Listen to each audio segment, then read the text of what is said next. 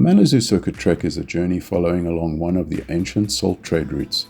It follows the Budhi Gandaki River and takes us over the infamous Laki Pass. The salt trade route historically connected the salt-rich Tibetan plateau with the fertile lower valleys of Nepal. Tibetan traders brought salt and wool loaded on yaks, donkeys and even sheep. They brought it through the Laki Pass to exchange for Nepalese rice, spices and tea. Our trek felt like we were walking through a living museum with many villages dating back many hundreds of years. More than 7,000 people call the Manaslu Conservancy area home. While modern teahouses have replaced the salt trade, the population still live largely a subsistence lifestyle. This series of videos covers our trek and my experience while doing it. Enjoy the videos. With an early start, children playing and cows being milked, welcome to part 4 of my Manaslu trek in Nepal. Leaving Philim for our 4th night stop in Deng, we start seeing a strong Buddhist influence. We continue along the Budhi Gandaki River for about 11 miles or 18 kilometers. We'd pay a toll for the 480 meters of elevation gain, the toll being the 780 meters of ascent and the 420 meters of descent we end up walking. As our guide loved to say, a little bit of up and a little bit of down and then we're there. It took us a little over 6.5 hours, but we only really walked about half of that. Bastari, or in English, slowly. We moved along at an easy pace, enjoying every step, even the hard ones. After all, there is no rush. We've got the whole day ahead of us, and there is something to see around every corner and over every rise. Our day was filled with suspension bridges, bamboo and hardwood forests, waterfalls, and even watching a cliff being carved into a road. Enjoy our adventure as you walk along with us. See you in Deng.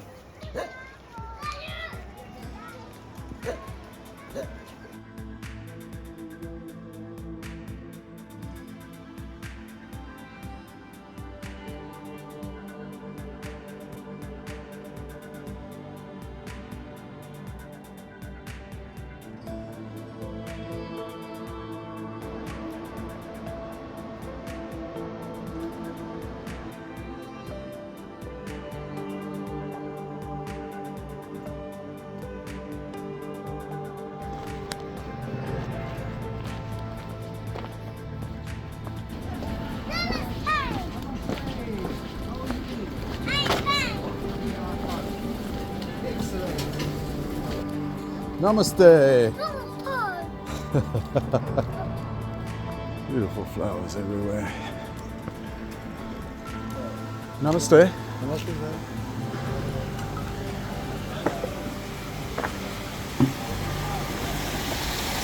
Working greens.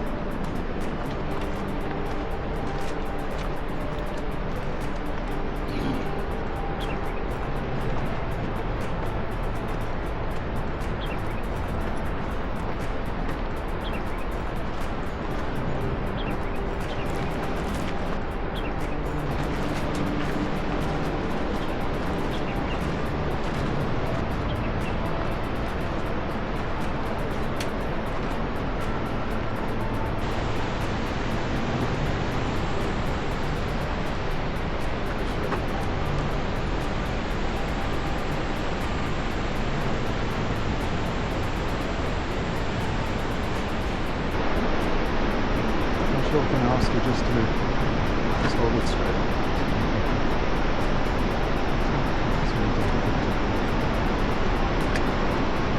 Like on the flag there. church. Exactly. For the Carrying a trek. cross. Camping there? How Yes. I know. I wonder if it's maybe where they outspan mules or something. I wonder. So is it not on? It's on. Oh, so will that millimeter will be credit to me? Camel. I will, yes.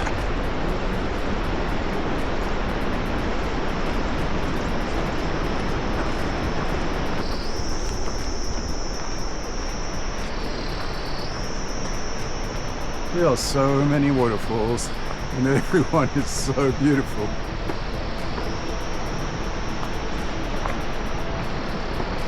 There's a donkey train going across the top. You can see those white things. We're about to come into another little village.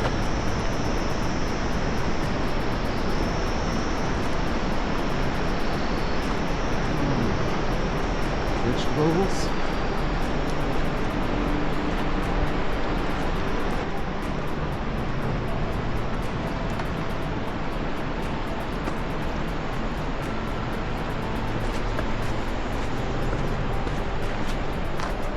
It's Saturday today, so it's their day off. Everyone shopping and cleaning and mooching about.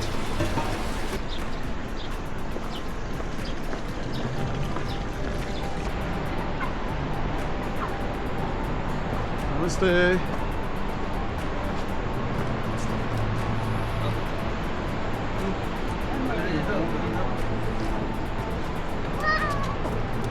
Namaste.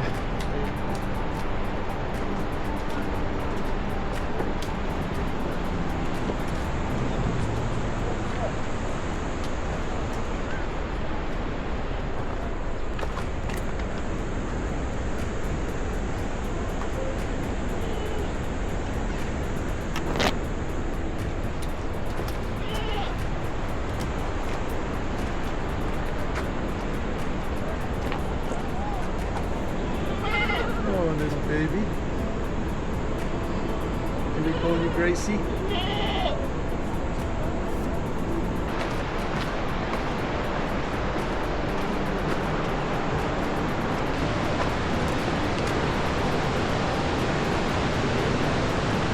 This river would be our whitewater's paradise.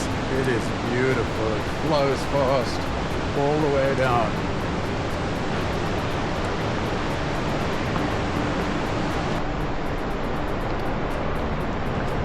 How beautiful is that waterfall? You go walk right across the base of that.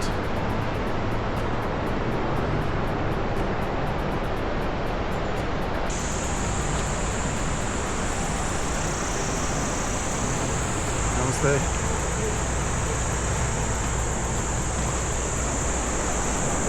They carry up to 66 pounds. So if we do 20 k's, they do 20 k's.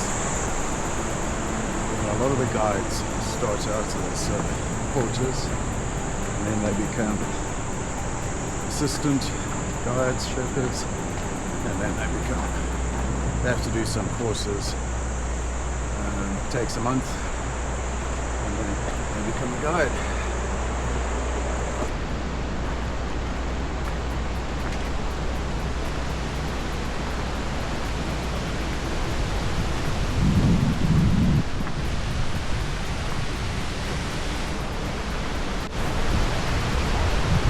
Oh, it's like an angel's mist.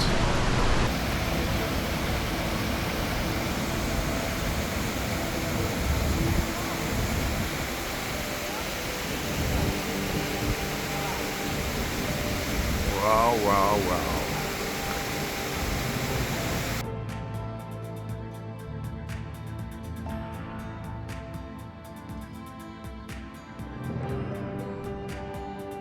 The making of a road.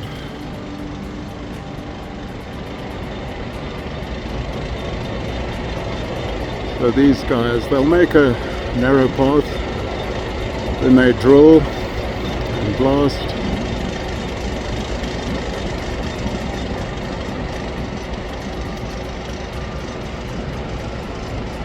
The road construction in the region is aimed to improve village connectivity and trade with Tibet. It's often a multi-year process and is often affected by the heavy rainfall and landslides, which cause rework and setbacks.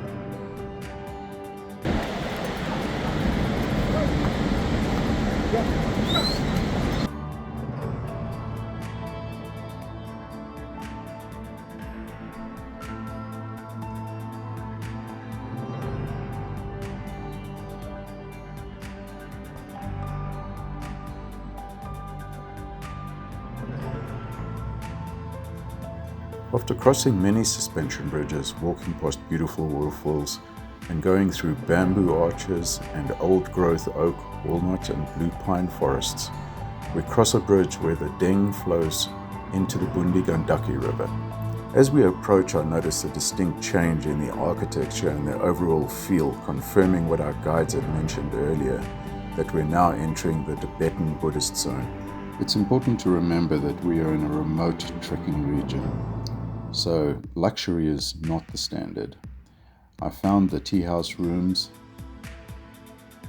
showers, toilets, dining areas, basic yet perfectly adequate for comfortable and enjoyable stays.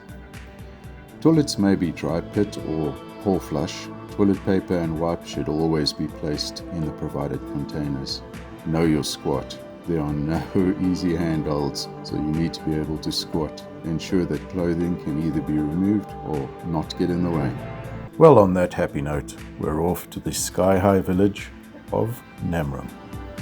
Well, it's the beginning of day 4. Everyone seemed to have a great night. In fact, the tea house was absolutely packed, and around 9:30 it was like someone just pulled the power cord and there was just dead silence. Everyone was in bed. We have a big day today, just under 800 meters of elevation gain, so somewhere around 2,400 feet, and I'm sure we'll do a lot more than that with all the upsy, downsy, roundsy steps we take, but long day, 20 k's-ish, so quite a day ahead of us. We're all tired. Day 4, most of us don't do. It's been a long time since I've actually, in fact, I don't think I've ever done a block of 15 days of constant exercise, not even back when I was in my 20s. So we're all out of breath climbing stairs. Anyway, have a good day. We'll catch you in the evening.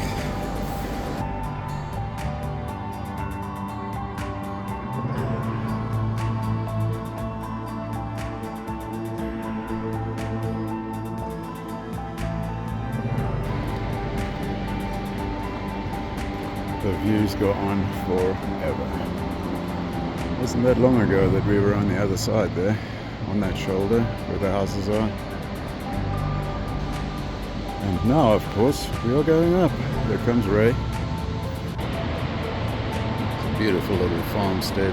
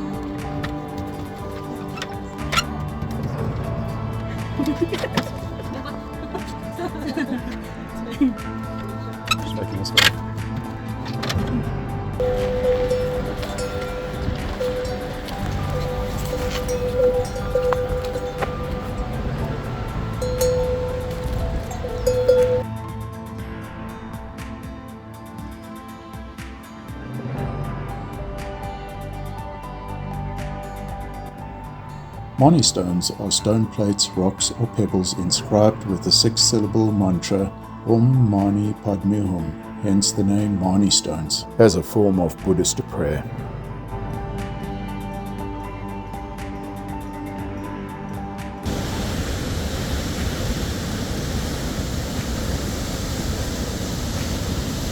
A little bit of change in season here.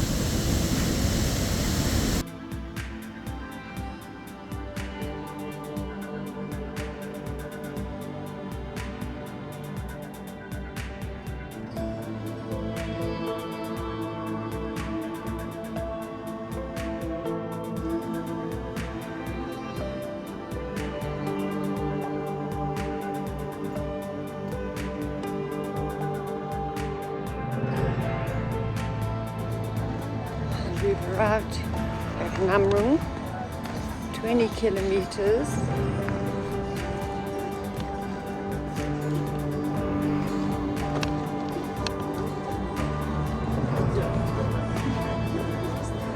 Almost there. What a cool spot.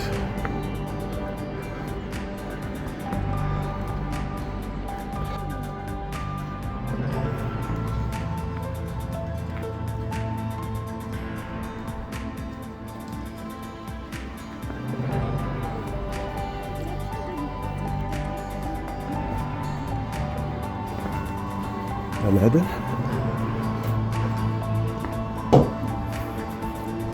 I think that woods, they've been there for a while.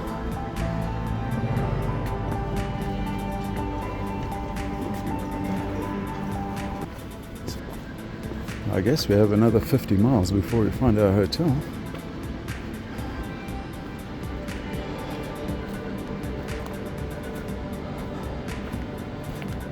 Ancient stone walls.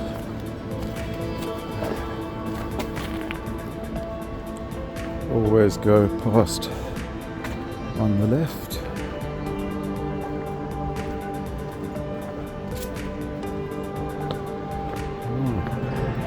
This looks promising.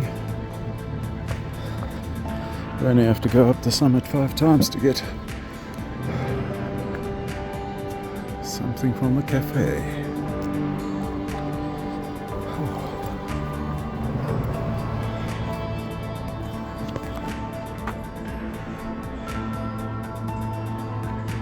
Okay, that's all meters.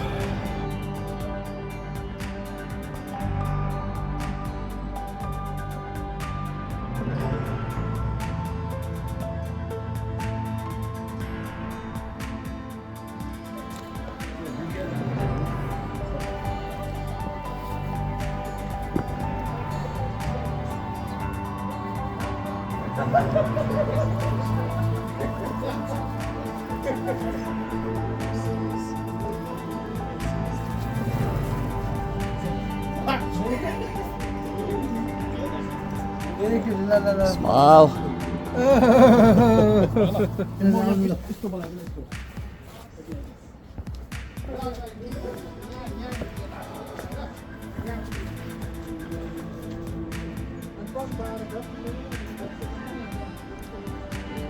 Wow, this is a Peter Rabbit garden if there ever was one. And the wheat.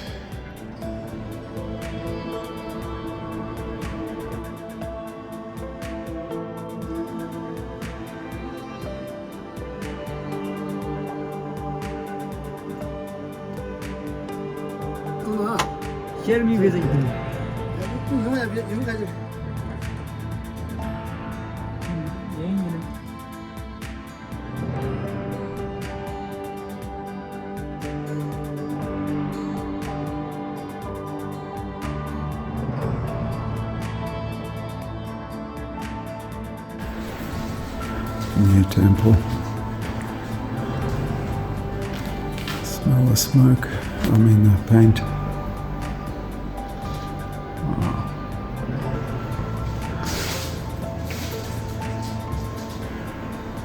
The attention to detail is unbelievable.